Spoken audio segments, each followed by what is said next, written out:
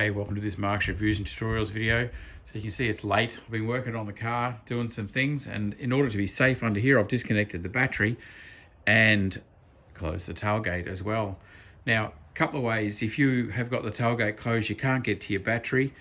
A couple of ways you can get in. One, if you've got one of these little jump start guys, you can actually power up here to the positive, and you find this with the earth wire running off it, and the earth, hook up your little jumpers onto those, and that'll power the system back up again. Then you can unlock and you can get in. If you don't have one of these, and if your car is unlocked, which mine is, you can actually get in the little hatch that covers over the battery in the back here.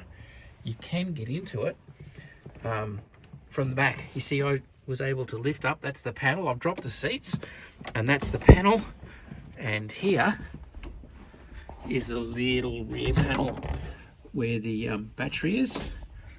You can actually get access from inside, so we can then reconnect the battery. So you come under here with your 10mm and your 13mm to join this back on again, and you'll be powered up and you'll be all solved.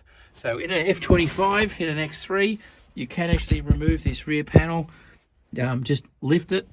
As you can see, where it catches is inside the door, so you've got enough room to lift it, pull it back, slide it out of the way, and you can access your battery anyway. So there's two ways.